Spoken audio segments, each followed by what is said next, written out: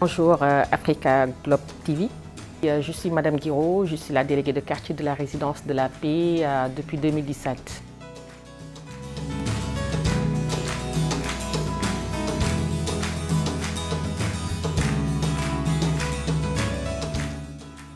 Il y a un grand changement vraiment pour tout ce qui concerne ce que les gens disent de mixta par rapport à la prostitution, la drogue et autres, parce que ça c'est dans tous les quartiers de Dakar, hein, et les gens vivent pire dans les autres quartiers. Nous, notre combat fait qu'on se distingue des autres. Parce qu'un dealer qui est là, on l'attrape. Une prostituée ou bien quoi qu'il en soit, tout ce qui se passe de mal dans cette société et qui se passe ici à Mixta, nous, on essaie de régler ce problème avec une stratégie qui nous est propre pour essayer de donner un meilleur cadre de vie à nos résidents. Donc c'est notre combat et puis nous continuerons à combattre pour que vraiment Mixta soit un havre de paix.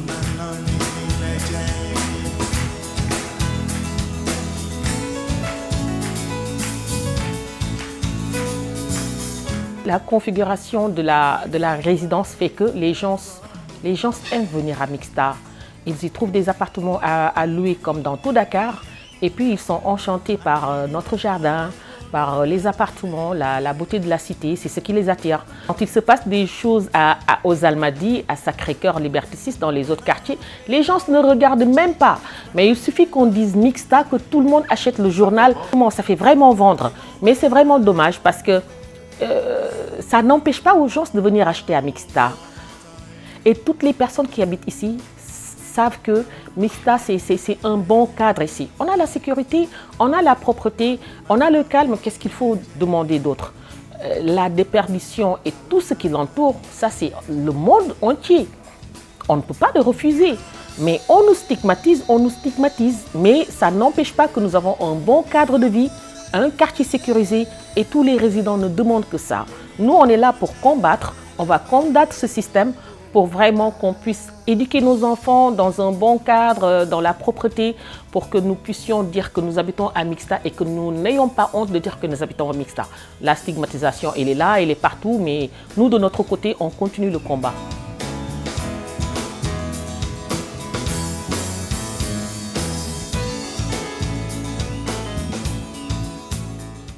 Oui, c'est des gens de l'extérieur. Et puis c'est ce qui fait vraiment mal pour nous, les résidents qui avons acheté.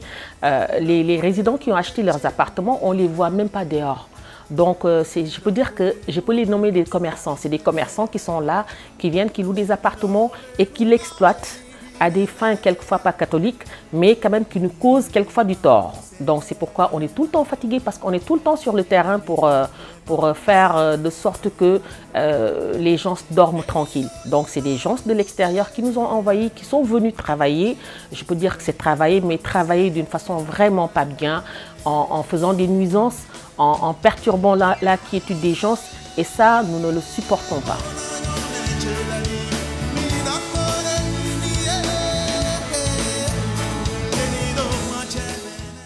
Je pense que cela s'est fait tout naturellement parce qu'avant que je sois déléguée de quartier, j'étais présidente de syndic. Et le seul syndic en ce moment qui était là, c'était la phase 1, là où je vis. Donc naturellement, j'avais commencé à gérer comme syndic, c'est moi qui faisais les recouvrements, je m'occupais de la sécurité, je m'occupais de la propreté de la cité. Donc quand il a fallu qu'on cherche un délégué de quartier pour la résidence, les gens sont venus me proposer par rapport à ma disponibilité. Donc c'est une continuation de ce que je faisais avant en tant que déléguée, en tant que présidente de syndic. Donc ils m'ont convaincue, je me suis dit que comme moi, mon choix dans la vie c'est de travailler pour les autres. Et ça peut-être c'était une autre échelle plus grande d'être déléguée de quartier. J'ai accepté, j'ai continué le travail et c'est ce qui nous amène maintenant à ça.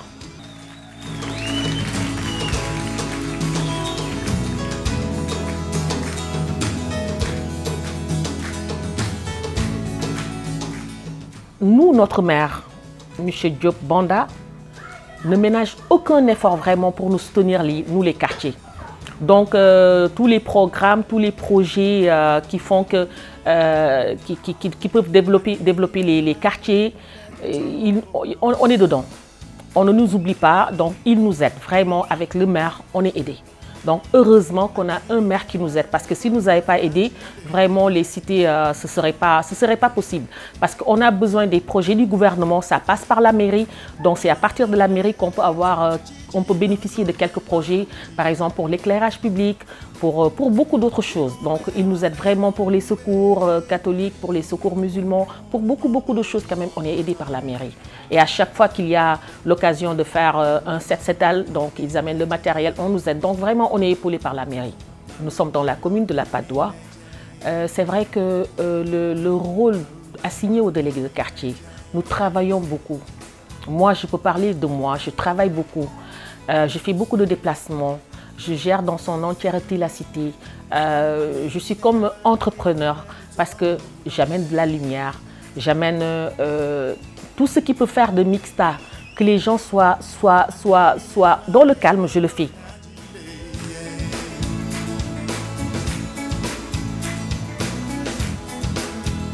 Tout à fait.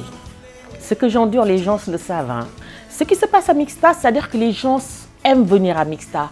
Les jeunes aiment venir fêter leur anniversaire, se divertir ici. Ça nous cause du tort, mais le poids de travail qu'on a, vraiment, que moi j'ai à Mixta, je ne pense pas que les autres délégués l'ont. Là, c'est un cadre spécial, avec des mesures spéciales, avec un travail spécial et on est confronté à beaucoup de choses. Mais quand même, on n'arrête pas, on va continuer, on continuera toujours. Je suis devenue comme, je ne sais pas, une horloge mécanique. Je me lève tout le temps. On peut m'appeler à 4h, 5h, 3h du matin, je me lève. Je ne réchigne pas pour me lever, je ne râle pas parce que quelquefois, si je ne viens pas, ça n'aboutit pas. Les gens seront perturbés, donc je suis tout le temps dehors.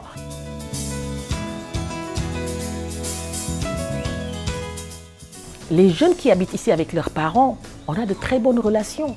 Mais si vous venez d'une autre contrée pour venir faire du commerce, travailler, faire des nuisances dans cette cité, on ne peut pas être amis. Les jeunes ont une façon un comportement que si on est dans un quartier où on ne les respecte pas, ils vous diront, c'est ça. Donc moi j'ai une stratégie, ils m'appellent tous maman. Je les respecte, ils me retournent ce respect. Parce que moi, ce que je ne supporte pas dans la vie, c'est qu'on me manque de respect. Le respect, je l'exige. Parce que quand ils dorment, je suis dehors. Je veille sur eux. Je fais tout pour qu'ils soient dans un bon cadre. Donc, à cause de ça, j'exige le respect. Donc, par rapport à ça, moi, d'abord, le respect, je le donne même pour les enfants. Et au retour, vraiment, ces jeunes me respectent. Ils cherchent de l'argent, ils travaillent dans les appartements, mais ils font tout pour qu'on n'appelle pas Madame Guiraud. Et ça, je le remercie parce qu'au moins, ils savent que je combats. Et si la cité prospère, c'est-à-dire qu'il n'y a pas de nuisance, on est dans un bon cadre, le travail, bien que n'ayant pas d'autorisation, va prospérer. Mais si la cité perd de sa qualité, de tout ce qui peut faire d'une cité sa cité, eux aussi, le travail ne pourra pas marcher. Donc vraiment, on a des exceptions. La majeure partie, vraiment, ils s'attellent à faire un bon travail pour éviter les nuisances. Mais il y en a quand même qui persistent dans cette nuisance, dans cette perturbation, et on est constamment en combat avec eux.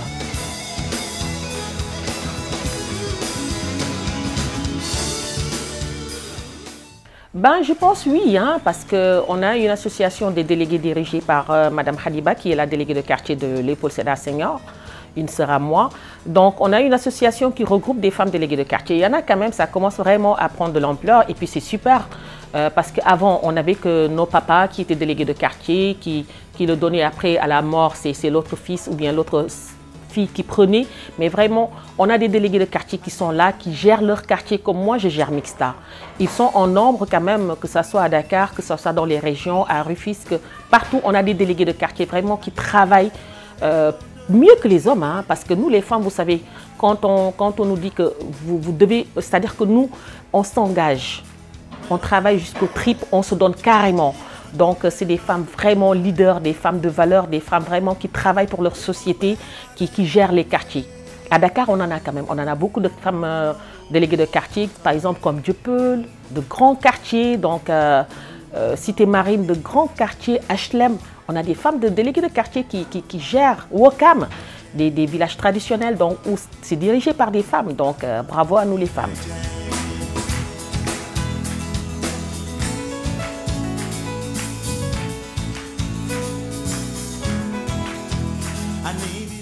On se rencontre tous les mois, on parle de nos difficultés, on fait des actions sociales, on se voit, on regarde, on parle de nos difficultés, comment on peut faire pour être aidé, parce que quand même, c'est pas très facile d'avoir un répondant en tant que femme déléguée de quartier pour qu'on puisse nous aider dans la tâche dure qu'on est en train de mener. Y a pas, parce que moi je me dis que peut-être par rapport au gouvernement, il reste un peu, c'est-à-dire qu'on n'est pas trop, ce qu'ils devaient, les délégués de quartier, il y a un manque de reconnaissance carrément avec les délégués de quartier. Nous, on représente le maire dans les quartiers. Le président est en haut. Il y a le maire, il y a la déléguée de quartier. C'est la base. Et c'est la base qui est beaucoup plus difficile à gérer. Et nous, nous gérons les bases. La base, nous gérons la communauté. Nous gérons les quartiers. Et c'est là-bas où c'est très difficile. Quand le quartier marche, le maire n'aura pas trop de soucis avec la commune. Mais quand la base ne marche pas, le maire aura beaucoup de difficultés pour diriger. Donc, il devait y avoir une très grande reconnaissance des délégués de quartier. Vraiment, qu'on leur consacre peut-être un budget de fonctionnement, qu'ils soient bien payés, parce qu'ils sont fatigués quand même. Ils sont fatigués, les délégués de quartier, et puis ce n'est pas l'émolument qui va avec. Non, c'est vraiment dommage.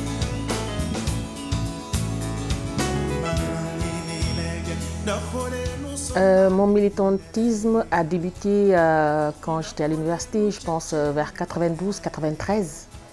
En cette période-là, j'étais au PS. Avec mes frères Abdoulaye Wilane, Moussata et autres. Donc j'ai milité pour le PS.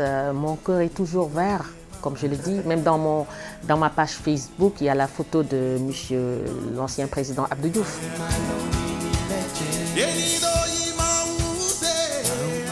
J'ai migré vers l'APR pour le président que je vois, travailleur. C'est vrai qu'avec le PS, il y a eu une chute quand même qui a été malheureuse vraiment. Mais là, je suis APR, je soutiens le président, je soutiens ses actions et par rapport à tout ce qu'il fait, je reste en ce moment APR.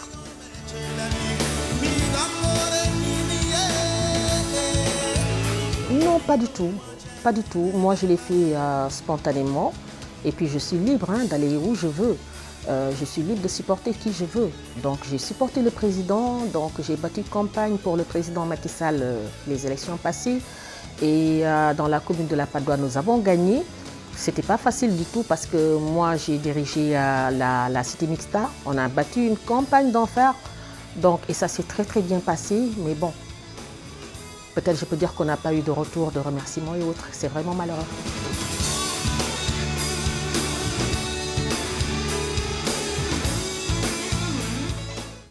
C'est-à-dire que, par exemple, d'abord, avoir un remerciement, par exemple, une personne qui vous dit « battez campagne pour mon mari », au retour, quand tout est fini, parce que quand même, on s'est distingué du lot, qu'on nous dise moi, c'est ce que je crois, c'est-à-dire que toute action mérite merci. Moi, quand je mobilisais des femmes, des mères de famille pour aller faire des campagnes, pour aller faire des meetings, aller au stade, aller au meeting de M. Amadouba, tout ça là, c'était pour avoir un retour pour la cité mixta. Par exemple, lors de nos conférences, on a eu à marrainer et à parrainer le couple présidentiel. On n'a même pas eu de réponse.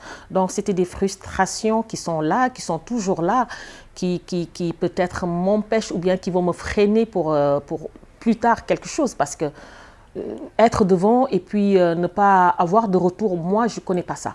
Moi, je me dis que toute action mérite un remerciement. Parce que moi, je n'ai que la cité mixta. Quand j'engage les femmes, qu'on travaille pour quelque chose, c'est pour avoir un retour pour la cité mixta. Parce qu'on a des problèmes. Donc, mais la politique est comme elle est. On n'est pas toujours satisfait et c'est vraiment malheureux.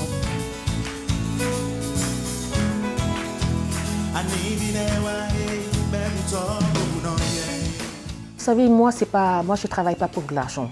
Tout le monde le sait dans la commune. Je remercie Dieu, je vis bien. Mais moi, je suis travailleur. Moi, je travaille, je bosse. Et le Sénégal a besoin des femmes comme moi. Moi, si on me donnait un poste quelque part, n'importe où, je travaillerai comme il le faut. Je travaillerai pour faire prospérer aussi Mixta, pour faire prospérer ma commune. Donc moi, je ne travaille pas pour chercher de l'argent ou bien pour dire que je suis ceci, je suis cela. Moi, je travaille pour rapporter quelque chose à ma commune, rapporter quelque chose à ma communauté, la résidence de la paix Mixta. C'est ça ma politique. Moi, ma politique, ce n'est pas d'être député ou bien d'être quelque part pour se vanter ou bien snobber, non. Moi, ma politique, c'est travailler pour ma communauté, la résidence de la paix, ma commune, la Patte d'Oie.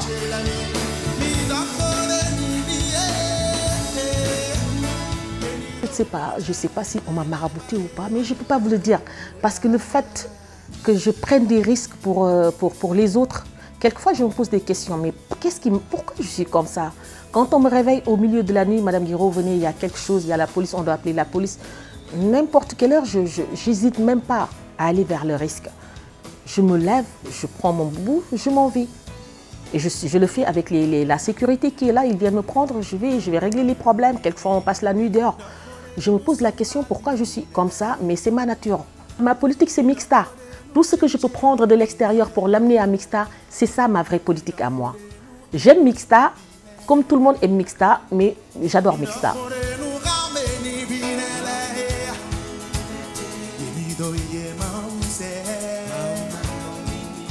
Non, très difficilement parce que la majeure partie du temps, je suis dehors. La majeure partie du temps, même pour regarder le journal télévisé chez moi, je n'ai pas l'occasion. Je me pose des questions pourquoi je le fais, mais je le fais. Je prends trop de risques. Je suis tout le temps dehors pour Mixta, mais je pense que comme les gens me le disent, c'est Dieu qui va me payer. Et j'espère qu'il me paiera ça un jour.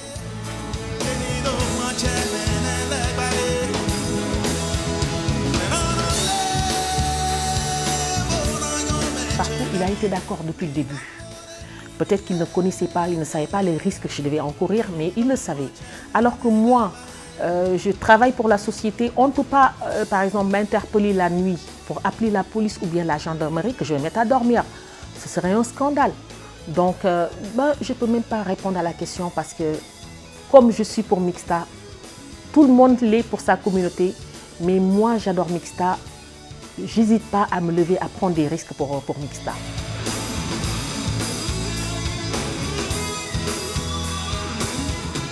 Et pour les femmes de Mixta, on a une organisation, une association dirigée par ma sœur Lala Benzocourt. Donc on fait des financements, on fait des tontines, tout ce qui est pour l'autonomisation de la femme. On est dedans pour que les femmes de Mixta se développent, pour que les femmes de Mixta qui sont des mères de famille et de l'argent ne se mettent plus, qu'on évite la violence conjugale en leur donnant quelque chose, qu'ils essaient de travailler comme tout le monde, comme on fait pour développer les femmes, que Mixta ne soit pas en reste. Moi, je suis pour ça, que les femmes de Mixta ne soient pas en reste. Tout ce que je peux faire pour que ces femmes soient financées, je suis dans ça. Donc, pour le développement des femmes de Mixta, c'est ce que ma sœur Lala Benzocourt fait. Donc, on est là pour les femmes de Mixta, pour la population entière de Mixta.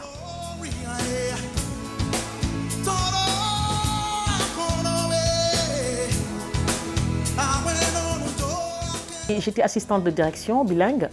J'ai travaillé à Air France, à l'UNESCO, au Soleil. Après, j'ai terminé au journal Le Soleil, oui. Et puis à Air Afrique aussi. Donc, j'ai terminé dans une grande boîte de BTP, la SAFEC, avec M. Babacar Diagne, que je salue. Donc, c'est de là-bas, avec beaucoup d'expérience quand même, que j'ai quitté pour aller retrouver mon mari. Donc, et après, on a créé une entreprise avec mon mari. Donc, c'est ça. Donc, et puis, je continue toujours à travailler.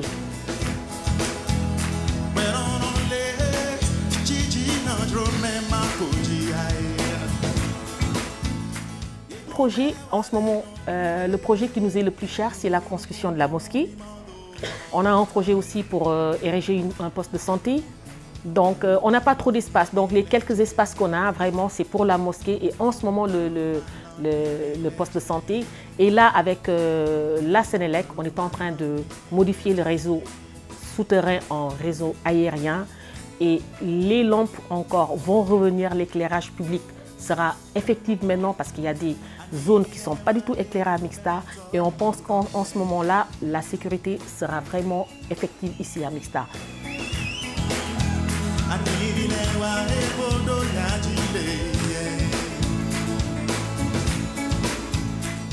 Que j'ai fait vacciner toutes les personnes, pratiquement 95% des personnes 3e âge dans la résidence pour la Covid. Dans la résidence, les équipes du ministère de la Santé sont venues ici. Je les ai fait vacciner ici. Même les personnes qui ne pouvaient pas se déplacer, on les a trouvées dans leurs appartements. Le dispensaire de Nabil Choukar avec son président, M. Yen Farba, aussi nous a facilité la chose. Il y en a qui sont partis là-bas pour se faire vacciner. Donc je fais des actions. Je remercie les syndics de copropriété qui sont là. Je remercie tout le monde. Je remercie tout le Mixta. Je remercie le maire Banda Diop. Je remercie toutes les autorités qui sont dans la commune, qui œuvrent pour que la commune de la Patte d'Oie soit une commune de référence.